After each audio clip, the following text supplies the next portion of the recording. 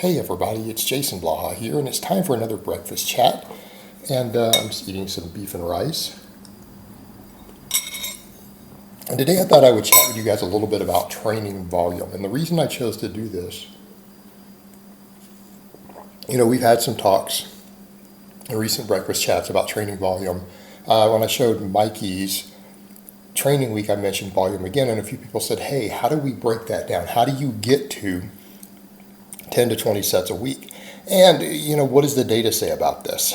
And this is kind of one of the reasons that upper-lower splits make so much sense.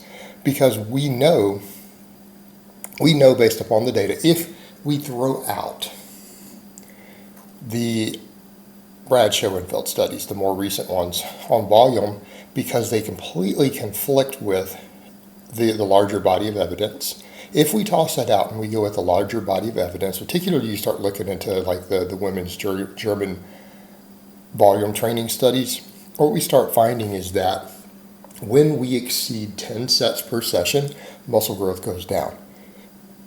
And it's not overtraining, because again, people will say, well, they must be overtraining. No, they're not overtraining.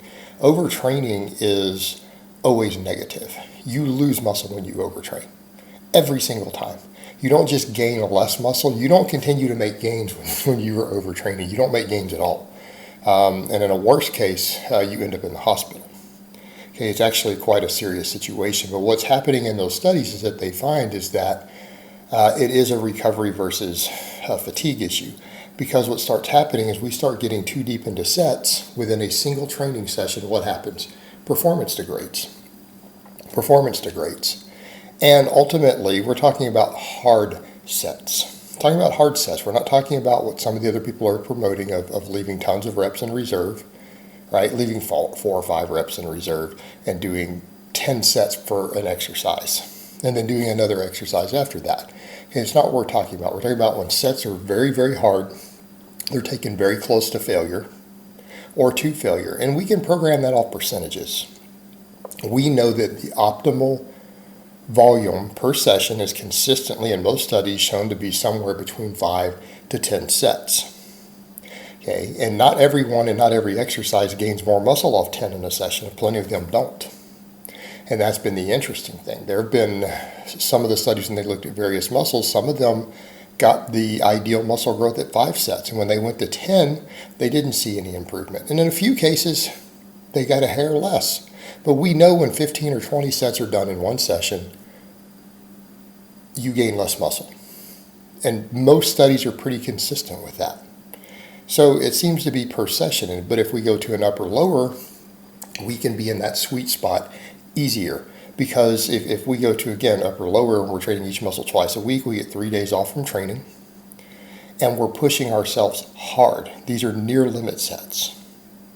That seems to work great. So people would say, so how do you break that down? Okay, this is very simple. And we're not counting our max work. And when I count speed work as half sets. But if ramping up to a training max could count as 1 set, it could count as a set for stimulus purposes if you titrate up. Or you could count it as a half set. I think it should count as a set. Speed work should count as half sets. So again, if you do 10 sets of speed squats, I'd count it as 5 sets. 5 sets for your quads and most of those muscles. And the same thing when it comes to secondary muscles. In other words, triceps on your bench press. We could argue based upon the literature and what we've seen for tricep growth rates in the bench, we could count them as half sets also. Same thing, arms on rows, biceps on rows. It could be half sets. So let's get over and say, so how do we break this down? So let's use some of my basic training lately as an example. Use my training as an example. If we do, on 2 of our upper body days, we do 3 sets, in my case 3 sets of 10, 3 sets of bench press, 3 sets of incline. That means that we did 6 sets for our chest and front delts in that training session. Okay? If we do that twice a week, we're up to 12 total sets. We're in that peak range, that 10 to 20. And then if we add, say, 3 good sets for triceps, because if we count all those presses as half sets for triceps, that means we got 3 per session, so 6 per week. But if we add 3 more So let's say we add a skull crusher, a JM press, something like that, some type of extension to those other 2 presses. Okay, now our triceps got 6 work sets in that training session. And again, we're talking about hard sets, right? Now, I do 2 different types of rows, but let's say maybe you're someone who can do pull-ups or chin-ups. Say you can do pull-ups. And you do 3 sets of rows, 3 sets of pull-ups. Okay, your rear delts, and arguably all this stuff hits the side delts too. That's a whole separate argument I'm not going to get into. But most of your middle and upper back. Most of your middle and upper back has now gotten 6 sets per session. If you do 3 sets of rows, 3 sets of weighted pull-ups. Biceps have gotten half, but you throw on another 3 sets of curls of some type. We're now at 6 sets for biceps twice a week. 6 sets for most of our trapezius, posterior deltoids, lats, everything else, right? Come over to lower body. What if we do 3 sets of squats of some type? We've worked most of the muscles of the lower body, arguably not the posterior chain, and then let's say a belt squat, right? What I like to do.